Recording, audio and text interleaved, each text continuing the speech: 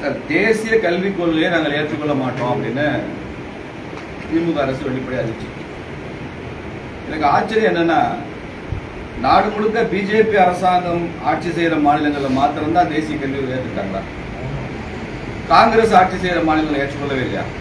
காங்கிரஸ் ஆட்சி கர்நாடகா காங்கிரஸ் ஆட்சி தானே, கம்யூனிஸ்ட் ஆட்சி பண்ற கேரளாவில் ஏற்றுக்கொள்ள இல்லையா? தேவையில்லாத பிடிவாதம் பிடிக்க வேண்டிய அவசியம் திமுக இல்லை. ரெண்டாவது, வெளியில எப்படி சொல்றாங்க, மும்மொழி கொள்கை கொண்டு வராங்க, மும்மொழி கொள்கையில ஹிந்தியை கொண்டு வராங்க, அதை நாங்கள் ஏற்றுக்கொள்ளவில்லை, அதனால பணம் தர மாட்டேங்கிறாங்கன்னு பொய் செய்தியை திமுக தரப்புல பரப்புறாங்க. எடப்பாடி அதை சப்ஸ்கிரைப் பண்றாரா, அதை என்டோர்ஸ் பண்றாரான்னு எனக்கு தெரியல. தேசிய கல்விக் கொள்கை என்பது வெறும் மொழிக் கொள்கை மாத்திரம் இல்லை. நீங்க தேசிய கல்விக் கொள்கை ஒரு 500 பக்கத்துக்கு மேல இருக்கு. நீங்க நெட்ல போனீங்கன்னா பிடிஎஃப் இருக்கு, டவுன்லோட் பண்ணலாம், நீங்க வாசிக்கலாம். தமிழ்லே இருக்கு, ஆங்கிலத்தில் இருக்கு, எல்லா மொழி, எல்லா மாநில மொழிகள்லாம் இருக்கு. அதுல ஆசிரியர் பயிற்சி எப்படி இருக்கணும், மாணவர்களுக்கு ஸ்கில் ட்ரைனிங் எப்படி இருக்கணும், டிகிரி கோர்ஸே 3 வருஷத்துக்கு பதிலாக 4 வருஷமா மாறுது, ஸ்கூல் எஜுகேஷன் மாறுது, ஸ்கூல்ல அட்மிஷனுக்கான வயசு மாறுது, ஸ்காலர்ஷிப் முறைகள் மாறுது, மலைவாழ் மக்கள், பழங்குடியினர், பட்டியல் சமுதாயம், அவங்களுக்கு ஸ்பெஷல் கோச்சிங் ட்ரைனிங், அது அந்த சிஸ்டம் இருக்கிறது மாறுது, அறிவியலை சொல்லிக் கொடுக்கிற முறைகள் மாறுது, கிளஸ்டர் மெத்தட் கொண்டு வராங்க. ஒரு ஸ்கூலினுடைய ரிசோர்சஸ் அதை இன்னொரு பள்ளியும் பயன்படுத்திக் கொள்ளலாம். இப்ப இந்த ஸ்கூல்ல நல்ல லேபரேட்டரி இருக்கு, இந்த சிஸ்டத்தை இன்னொரு சாதாரண பள்ளிக்கூட மாணவர்களும் பயன்படுத்திக் கொள்ளலாம்ன்ற சிஸ்டம் இருக்கு. சேலத்திலே ஒரு ஸ்கூல் வசதியான ஸ்கூலா இருக்கும், நிறைய ஃபீஸ் வாங்கி நல்லா பண்ற ஸ்கூல், அவங்க நல்ல லேப் வச்சிருப்பாங்க. அங்கேயே ஒரு கவர்மெண்ட் ஸ்கூல் இருக்கும், அவங்ககிட்ட பெரிய லேப் ஃபெசிலிட்டி இல்லாமல் கூட இருக்கலாம். அப்போ இந்த மாதிரி ரிசோர்ஸஸை ஷேர் பண்ணிக்கிறது, அந்த லேபை இவங்க பயன்படுத்திக்கலாம்ன்ற வாய்ப்பு. இப்படி ரொம்ப வைட் ஸ்பெக்ட்ரம் தேசிய கல்விக் கொள்கை. அதுக்கெல்லாம் தான் இதை மாநில அரசுகள் செயல்படுத்த வேண்டும் என்பதற்காக நிதி தர்றாங்க. மத்திய அரசு தேசிய கல்விக் கொள்கையில் சொல்லப்பட்ட அத்தனை விஷயங்களையும் செயல்படுத்துறதுக்கு தான் நிதி. உடனே செயல்படுத்தினா செலவாகும். இப்போ மாநில அரசுகளுக்கு பணம் கொடுக்கணும். நாங்கள் செயல்படுத்த மாட்டோம்னு அறிவிச்சதுக்கு அப்புறம் பணம் மட்டும் கொடுக்கணும் என்ன அர்த்தம் இல்லையா? உங்க வீட்டில் பசுமாடு வளர்த்தீங்கன்னா பசுமாடு வளர்த்துங்க, மாசம் 10,000 தர்றேன், பசுமாட்டுக்கு தீவனம் போடணும், புல்லு போடணும், அந்த மாட்டை பராமரிக்கணும், அதுக்கு மருத்துவ செலவு பார்க்கணும், 10,000 ரூபாய் தர்றதா நான் சொன்னா, சுரேஷ் சொல்றாரு நான் பசுவெல்லாம் வளர்க்க மாட்டேன், சரி பரவாயில்ல விட்டுரு, ஆனா மாசம் 10,000 கொடுத்தா எப்படி கொடுக்குறது? இது முரண்பாடு. தேசிய கல்விக் கொள்கை பின்பற்ற மாநிலங்கள், கீழாக மாநிலங்கள் 3ஆம் வகுப்பு 5ஆம் வகுப்பு 8ஆம் வகுப்புலாம் பொதுத் தேர்வுன்னு ஒரு சப்ஜெக்ட் இருக்கு. அதனால இடைநீற்றல் அதிகமா இருக்குன்னு சொல்லி ஒரு புகார். சார், இடைநீற்றல் இருக்கக்கூடாதுன்றது தான் சார் இது. பொதுத் தேர்வுன்னு சொன்னா நீங்க +2ல பொதுத் தேர்வு நடத்துற மாதிரியான டெஸ்ட் இல்ல. இது சொல்றேன் கேளுங்க. நீங்க ஒவ்வொரு இடத்துலையுமே பல விஷயங்களை காம்ப்ரமைஸ் பண்றாங்க. உதாரணமா தமிழ்நாட்டில் 8ஆம் கிளாஸ் வரைக்கும் நீங்க என்ன படிக்கலையோ ஸ்கூலுக்கு போய் பாஸ்போர்ட் போடுறாங்க. அவன் 10th 11th வரும்போது காலேஜ் போறப்ப கூட ஏபிசி தெரியாத மாணவன் தமிழ்நாட்டு மாணவன் இருக்கான். ஒவ்வொரு மாநிலமும் ஒவ்வொரு மாதிரியான அணுகுமுறையில போறாங்க. இதையெல்லாம் பொதுவாக வச்சு ஒரு காமன் டெஸ்டிங் இன்ஸ்டிடியூஷன் வச்சு அவங்க சில நடைமுறைகளை கையாளுவாங்க. அவ்வளவுதான். பொதுத் தேர்வு எழுதுனா 3ஆம் கிளாஸ் பொதுத் தேர்வு எழுதி எல்லாரும் ஃபெயில் ஆகிட்டு கல்விக் கொள்கை வெற்றின்னு சொல்ல முடியுமா?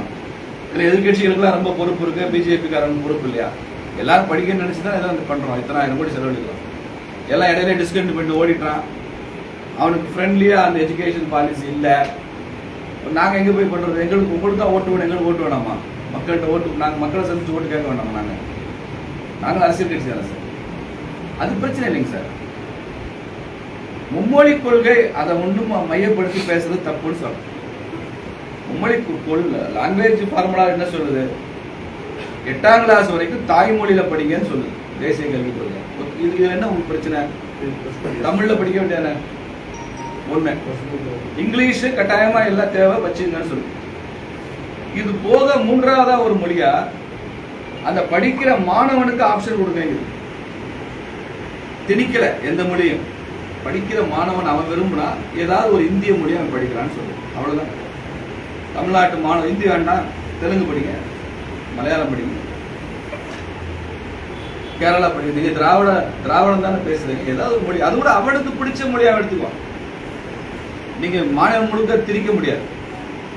இந்த முதல் 2 மொழியும் கட்டாயம். தமிழும் இங்கிலீஷும் கட்டாயம் தமிழ்நாட்டில் அது படிக்கணும். மூணாவதா ஒரு மொழி அவருக்கு ஆப்ஷன் கொடுங்க, அவன் ஏதாவது ஒரு இந்திய மொழி எடுத்துட்டு படிக்கட்டும்னு சொல்றாங்க. அதுக்கு வாய்ப்பு உருவாக்கி கொடுக்குறாங்க, அவ்வளவுதான். அது என்ன கஷ்டம்? இதை எல்லா மாநிலமும் ஏத்துக்குது. கேரளா ஏத்துக்குது, ஆந்திரா ஏத்துக்குது, காங்கிரஸ் ஆட்சியிற மாநிலம்லாம் ஏத்துக்குது. தமிழ்நாட்டு மட்டும் நாங்கள் செய்ய மாட்டோம், ஒட்டுமொத்தமா நாங்கள் தேசிய கல்விக் கொள்கையும் பண்ண மாட்டோம்னு அறிவிச்சாச்சு. மொழி மாத்திரம் இல்லை, எதையுமே ஏற்றுக்க மாட்டோம்னு சொல்லியாச்சு.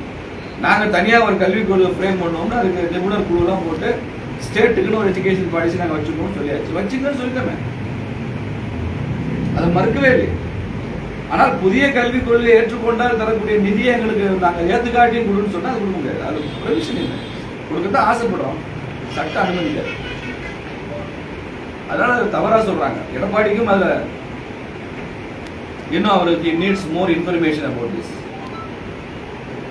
திமுக பழி வாங்குறதுக்காக இந்த திட்டம் இல்லை. அண்ணா எடப்பாடி ஆட்சி இங்கே இருந்தாலும் அவர் ஏற்றுக்கொள்ளலைன்னா அவருக்கு பணம் கிடையாது, அவர் ஆட்சிக்கு போகணும். நாளைக்கு பிஜேபி கவர்மெண்ட்டே இருக்கு தமிழ்நாட்டில், ஒரு பிஜேபி சிஎம் இருக்காரு, நான் புதிய தேசிய கல்விகளை ஏற்றுக்க மாட்டேங்கிறாரு, அவருக்கும் பணம் கொடுக்குறாரு. ஒரு விஷயம் இல்லையே சட்டத்தில். இந்த ஃபண்டை பொறுத்தளவு 2000 கோடி எஸ்எஸ்ஏ ஃபண்டுன்னு தானே சொல்றாங்க. இது வந்து புதிய கல்விக் கொள்கைக்கேனா ஒதுக்கப்படுற நிதியாக இல்லை இல்லையா? அதெல்லாம் புதிய கல்விக் கொள்கைக்காக டைவர்ட் பண்ணியாச்சு சார். எஸ்எஸ்ஏ ஃபண்டுன்றதான் டைவர்ட் பண்ணியாச்சு. எஸ்எஸ்ஏ சர்வசிக்ஷா அபியான்கிறதுக்கான அடிப்படை கேரக்டருமே மாறி போச்சு. நான் அதனால தான் சொல்றேன், எல்லாமே புது பார்வை, புது செயல்முறை, புதுசாக வந்துருச்சு. நான் தான் சொல்றேன், டிகிரி எஜுகேஷன் 4 வருஷம். முன்னால நீங்க பிஇ படிக்கிறீங்க, ஒரு மாணவன் பிஇ படிக்கிறான், ஃபர்ஸ்ட் இயர் முடிஞ்ச உடனே ஏதோ ஒரு காரணம் சார் அவன் படிக்காம டிஸ்கன்டினியூ பண்ணிடுறான் சார். பழைய சிஸ்டத்துல என்ன சார் அவனுக்கு, அவனுடைய 2 வருஷம் படிச்சிட்டாங்க, 3 வருஷம் படிச்சிட்டாங்க பிஇ. 4வது வருஷம் 1 வருஷம் தான் அவன் படிக்கல, ஏதோ ஒரு காரணத்தினால படிக்கல, டிஸ்கன்டினியூ பண்ணிட்டான். அப்பவும் அவன் +2 தான் அவன் குவாலிஃபிகேஷன். இந்த தேசிய கல்விக் கொள்கை என்ன செய்யுது, நீங்க அப்படி ஒரு மாணவன் ஒவ்வொரு ஆண்டும் ஒரு படிச்சதுக்கு அப்புறம் டிஸ்கன்டினியூ பண்றான், கடைசி ஸ்டேஜ்ல அவனுக்கு ஏதோ ஒரு காரணம்னா கூட 3 வருஷம் படிச்சிருக்கான்ல, அது ஒரு பிஜி டிப்ளமா கொடுன்னு சொல்லு. 1 வருஷம் தான் பிஇ படிச்சிருக்கான், அதுக்கப்புறம் அவன் ஏதோ ஒரு காரணம் படிக்க முடியல, அவனை நீ +2 தான்டான்னு சும்மா அனுப்பாது. அவனுக்கு சர்டிபிகேட் கோர்ஸ் முடிச்சுட்டான்னு சொல்லி சர்டிபிகேட் கொடு, அதை வச்சுக்கிட்டு அவன் ஏதாவது ஒரு வேலை வெட்டி போய்க்குவான். டிகிரி படிக்கிறான், பிகாம் படிக்கிறான், 1 வருஷம் தான் படிக்கிறான், ஒரு சின்ன டிகிரி கூட அவனுக்கு ஏதோ ஒரு காரணம் அவனுக்கு படிக்க முடியல. இந்த புதிய கல்விக் கொள்கை வந்து 4 ஆண்டுக்கு மேல ஆகிடுச்சு. ஆனா கடந்த 4 ஆண்டுகளாக அந்த எஸ்எஸ்ஏ ஃபண்ட் ரிலீஸ் ஆகிட்டு தான் இருக்கு. இப்ப அது அதுக்குள்ள வந்துருச்சுன்னு சொல்லி இப்ப அமலுக்கு வருது. 4 வருஷமா வந்து அறிவிச்சாச்சு, டிஸ்கஷன் ஆச்சாச்சு, நாடாளுமன்றத்தில் ஒப்புதல் வாங்கியாச்சு, பல மாநில சட்டமன்றங்கள் ஏற்றுக்கிட்டாச்சு. இதெல்லாம் இந்த ப்ராசஸ் நடந்துட்டு இருக்கு. இப்ப நேரடியாக அமலுக்கு பள்ளிக்கல்வித்துறை அமைச்சர் வந்து அதுதான காரணம். இதுக்கு மேல உங்களுக்கு ஏதாவது தமிழக அரசாங்கத்துக்கு, திமுக அரசாங்கத்துக்கு கிரீவன்ஸ் இருந்தா நீங்க நீதிமன்றத்துக்கு தான் போகணும். இல்ல மத்திய அரசுடைய முடிவுல எந்த மாற்றமும் இல்லை, கொடுக்க முடியாது. முடியாதுன்னா முடியாதுன்னு இல்லை, இயலாதுன்னு சொல்றேன்.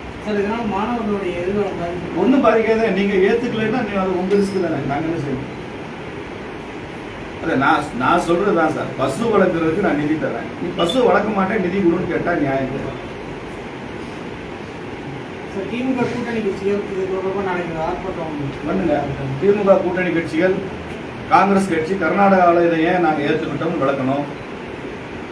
திமுக கூட்டணி கட்சி கம்யூனிஸ்ட் கேரளாவில் நாங்கள் இதை ஏன் ஏற்றுக்கிட்டோம், இங்கேயும் ஏற்றுக்க மாட்டேங்கிறோம்னு விளக்கணும். அதெல்லாம் விளக்கிட்டு நீங்கள் ஆர்ப்பாட்டம் பண்ணுங்க. மும்மொழி கொள்கை புரிதல் இல்லாம தமிழகத்தில் யாரும் கால் ஊன முடியாதுன்னு பள்ளிக் கல்வித்துறை அமைச்சர் அன்பில் மகேஷ் பொய்யாமொழி சொல்லியிருக்காரு. அதை எப்படி பாக்குறீங்க? மும்மொழி கொள்கைய புரிதல் இல்லாம பேசுறவங்க தமிழகத்துல கால் ஊன முடியாது அப்படின்னு சொல்லியிருக்காரு. அது என்ன புரிஞ்சிருக்கிறார், அவர் என்ன புரிஞ்சிருக்கிறான்னு சொல்லுங்க. அதுக்கப்புறம் நாங்க என்ன புரிஞ்சுக்கிறோம், அவர் என்ன புரிஞ்சிருக்காரு எனக்கு தெரியல. அவர் சொல்றது மும்மொழி கொள்கைன்னா ஹிந்தின்னு சொல்றாரு, தமிழ் இங்கிலீஷ் ஹிந்தி படிக்க சொல்றாரு, அரசாங்கம் சொல்றாரு. அவர் தான் புரியல. வாசி பாருங்க, கல்விக் கொள்கையில என்ன இருக்குன்னு வாசிங்க. நாங்க ரொம்ப தெளிவா சொல்றோம், மும்மொழி கொள்கைன்றது எனி 2 இந்தியன் லாங்குவேஜஸ், இங்கிலீஷ் இருக்கும், தாய்மொழி இருக்கும், அதை தாண்டி இன்னொரு மொழி இருக்கு.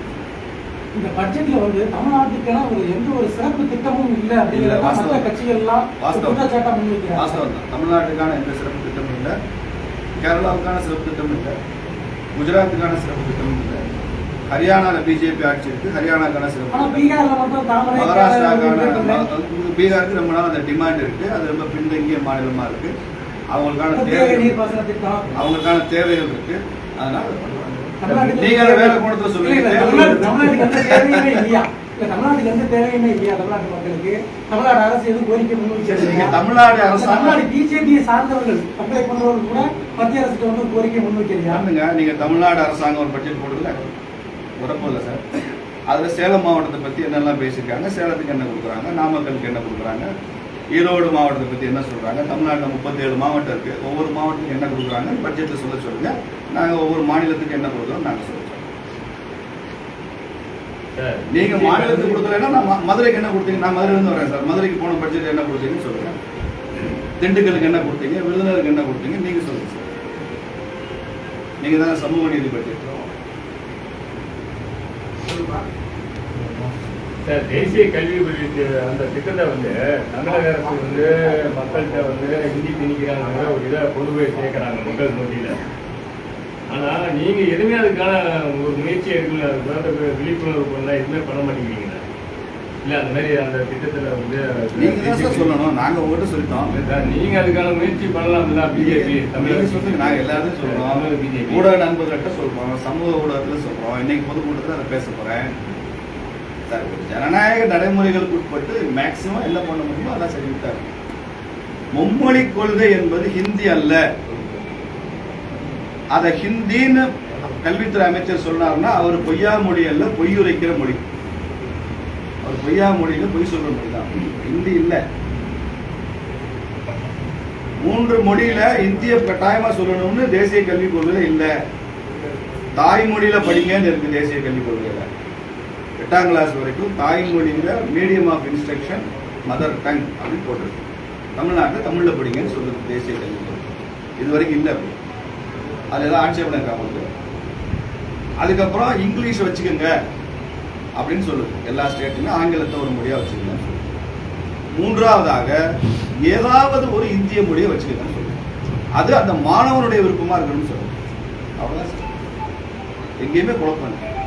தமிழகத்தில் இருக்க தனியார் பள்ளிகளில் நீங்கள் சொல்கிற மாதிரி மும்மொழி கொள்கை, அதாவது விருப்ப மொழி எதை வேணாலும் எடுத்துப்படுத்திக்கலாம், இன்னும் அமலில் தான் இருக்குது. குறிப்பாக அரசியல்வாதிகள் நடத்துகிற பள்ளிகளை அரசியல்வாதிகளும் தொடர்ந்து ஹிந்தி இருக்குன்னு சொல்லுங்க சார். ஹிந்தி திமுக காரங்க நடத்துகிற பள்ளிக்கூடத்தில் ஹிந்தி இருக்கு சொல்லுங்க. எல்லாம் தெரியாதவங்க தெரிஞ்சுக்கிட்டாங்க. எல்லா மெட்ரிகுலேஷன் ஸ்கூல்ல ஹிந்தி இருக்கு. சிபிஎஸ்சில நேச்சுரலி இருக்கும். ஏன்னா அது மத்திய அரசு சிலபஸ் நடக்கிறதுனால இருக்கும். எங்க ஹிந்தி இல்ல தமிழ்நாட்டில்? அரசு பள்ளிகள்ல, அரசு நிதி உதவி பெறுகிற தனியார் பள்ளிகள்ல ஹிந்தி இல்லை. அவ்வளவுதானே சார். தட்சிண பாரத ஹிந்தி பிரச்சார சபா இருக்கு. ஒவ்வொரு வருஷமும் கிட்டத்தட்ட 6-7 லட்சம் மாணவர்கள் வந்து ஹிந்தி படிக்கிறாங்க. படிச்சுட்டாங்க. ஹிந்தி வேணுங்கிறவங்க படிச்சுட்டு போறாங்க. இந்த தேசிய கல்விக் கொள்கையிலையும் ஒரு 3வது மொழி என்ன மொழி வேணுமோ படிச்சுட்டு போங்கன்னு சொல்றாங்க. எனக்கு என்ன பிரச்சனை? நீங்க திராவிட கட்சி தானே. கன்னடம், தெலுங்கு, மலையாளம், தமிழ் சேர்ந்து ஒன்றாகி திராவிடமாகும்னு கண்ணதாசன் அந்த காலத்துல உங்க கூட இருக்கிறப்பதான் பாடினாரு. என்னென்ன மொழிகள்லாம் சேர்ந்து திராவிடமாச்சுன்னு பண்றாரு. தமிழ்தாய் வாழ்த்திலேயே அது நீக்கப்பட்ட வரியில இருக்கு. இந்த கன்னடமும் தெலுங்கும் மலையாளமும் முன் உதிரத்தே பிறந்ததே தமிழ் தானே பாடுறாரு. தமிழோட உதிரத்து ரத்தத்துல பிறந்ததுதான் இந்த மொழிகள் எல்லாம். அதுல ஒரு மொழி எந்த மொழியும் வச்சுக்கணும். மாணவருக்கு ஆப்ஷன் சார். சமீபத்தில் தமிழக கல்வி நிலையங்கள் அதிக அளவிலான பாலியல் குற்றங்கள், அது கொடுமையான விஷயம் சார். இந்த பாலியல் வன்முறைகள் ஏன் தமிழகத்தில் எஸ்கலேட் ஆயிருக்கு, ஸ்கேலப் ஆயிருக்கு? குறிப்பாக மைனர் கேர்ள்ஸ், சிறுமிகள் மீது ஏன் அதிகமாயிருக்கு? போக்சோ ஏன் அதிகமா போட வேண்டிய கட்டாயம் இருக்கு? தமிழக அரசு இதை பற்றி ஒரு வெள்ளை அறிக்கை வெளியிடும். ஏன் இவ்வளவு அதிகமாகுது? இன்னைக்கு ஆசிரியர்களுக்கெல்லாம் ஜாமீன்ல வந்துட்டாலும் அவங்களோட பணி நீக்கம் பண்ணணும், பணியிடை நீக்கம் பண்ணணும்னு வந்துருந்தே ஆர்டர் வந்துருக்கு. சஸ்பெண்ட் பண்ணிடணும், ரெஜிமெண்ட் வர வரைக்கும்லாம் வந்திருக்கு. அப்போ ஏன் இது அவ்வளோ அதிகமாகுது? என்ன காரணம்? என்ன பின்னணி? ஸ்கூல் கேம்பஸ்ல என்னதான் நடக்குது? நிறைய வீடியோ காட்சிகள் வருது. பெண் குழந்தைகள், பள்ளி குழந்தைகள் போதை கலாச்சாரத்துக்கு ஆளாகிற மாதிரி வீடியோக்கள் வருது. சின்ன பிள்ளைங்க 8th 9th படிக்கிற பெண் பிள்ளைகள் வட்டமா உட்காந்துட்டு மது அருந்துற மாதிரி காட்சிகள் வருது. பள்ளிக்கூடங்கள்ல ஆசிரியரை மாணவர்கள் சேர்ந்து கூட்டு தாக்குதல் பண்ற மாதிரி, அடிக்கிற மாதிரி வருது. ஒரு முறை கல்வித்துறை அதிகாரியே வந்து இந்த மாதிரியான விஷயங்கள் எல்லாம் பெண் ஆசிரியர் கொஞ்சம் அனுசரிச்சு தான் போகணும்னு அட்வைஸ் பண்றாரு.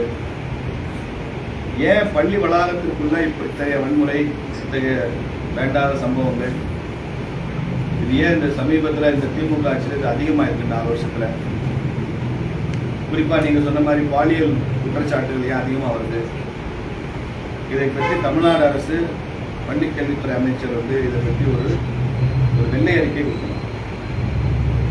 இதை தடுக்க என்ன செய்ய போறாங்க அதை அவங்க சொல்லணும். நீங்க 24 மணி நேரம் மோடியவே எதிர்த்துட்டு இருக்காரு.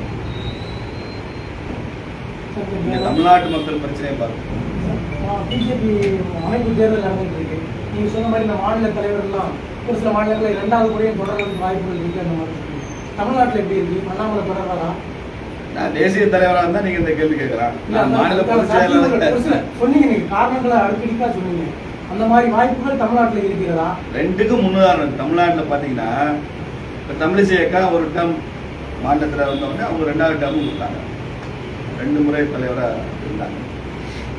பொன்னார் அண்ணன் தலைவராக இருந்தார். ஒரு டேர்ம் முடிஞ்சோடனே 2வது டேர்ம் அவர் கொடுத்தாங்க. இவங்கெல்லாம் பார்த்தீங்கன்னா 5 வருஷம் அது 6 வருஷம் தலைவராக இருப்பாங்க. இதே தமிழ்நாட்டில் பிஜேபி தலைவராக ஐயா இலங்கணேசன் இருந்தார். அவர் ஒரு டேர்ம் தான் இருந்தார்.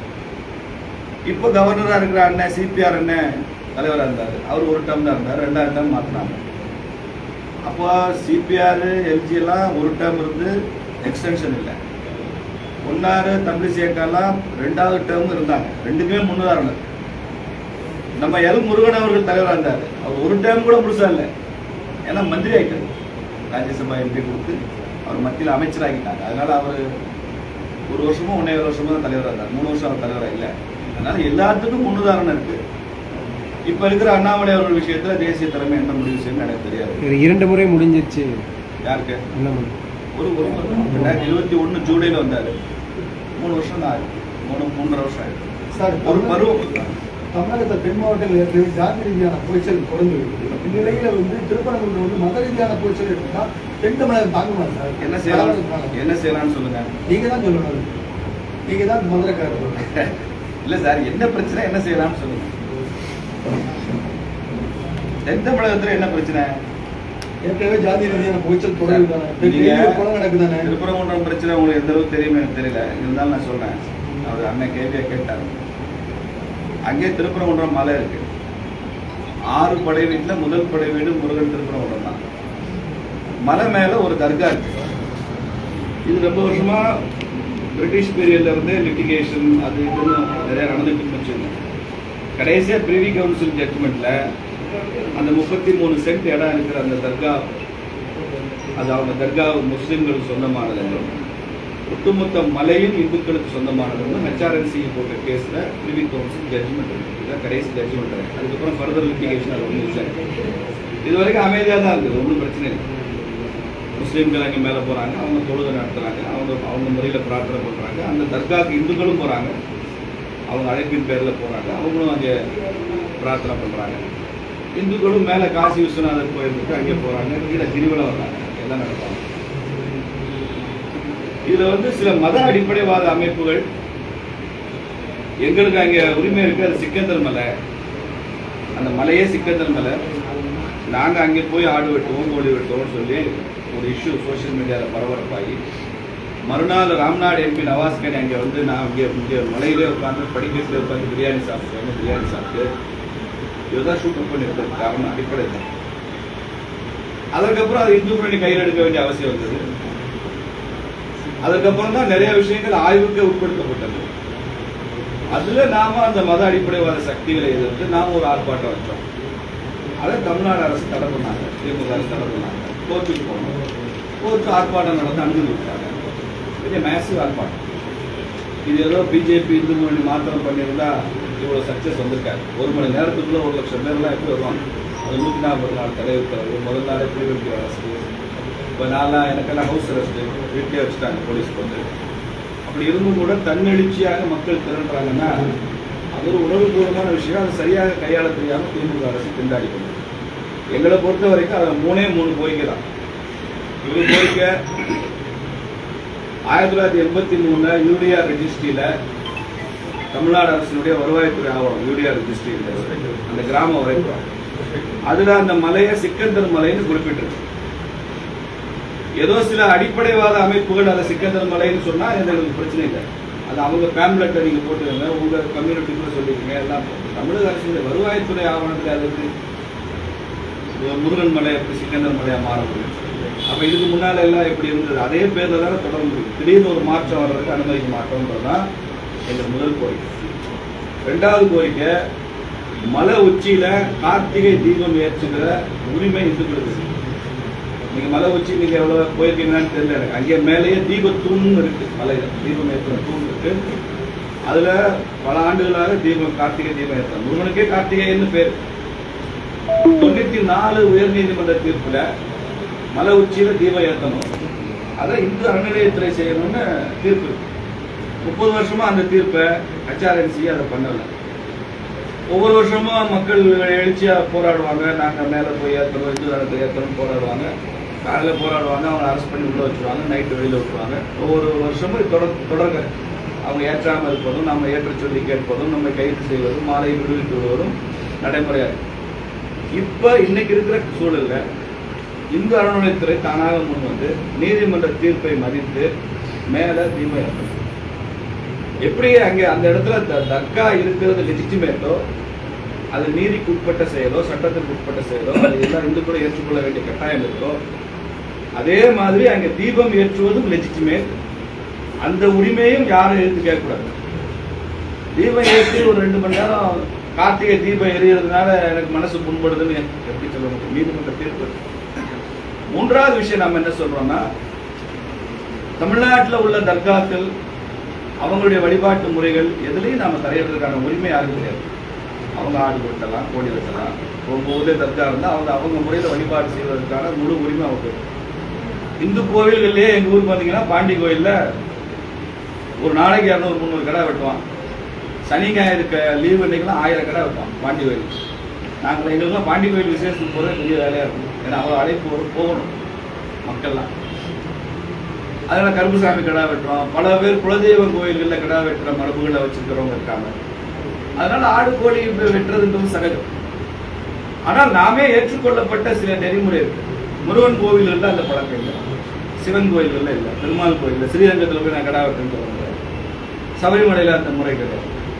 வழக்கமாக அசைவம் சாப்பிட்றவர் கூட சபரிமலைக்கு மாலை போட்டாருன்னா அவர் எத்தனை நாள் மாலை போட்டிருக்காரோ அவர் கசாப்பு கடையிலே வேலை செய்து வந்தால் கூட சாப்பிட மாட்டார். இது ஒரு மரபு. நம்ம வீடுகளிலேயே வருஷம் எல்லாம் அசைவம் சாப்பிட்டா கூட மார்கழி மாதம் சாப்பிட மாட்டோம், வெள்ளிக்கிழமை சாப்பிட மாட்டோம், சில மரபுகள் வச்சிருக்கோம். அதை இஸ்லாமிய சகோதரர்கள் புரிந்து கொண்டு இந்துக்கள் உணவை மதித்து குறைந்தபட்சம் அந்த தர்கால அதை செய்ய வேண்டாம் நாங்கள் கேட்டுக்கிறோம். அவ்வளோ 3 பாயிண்ட் தான். ரெவென்யூ ரெக்கார்டில் மாற்றணும் சார்.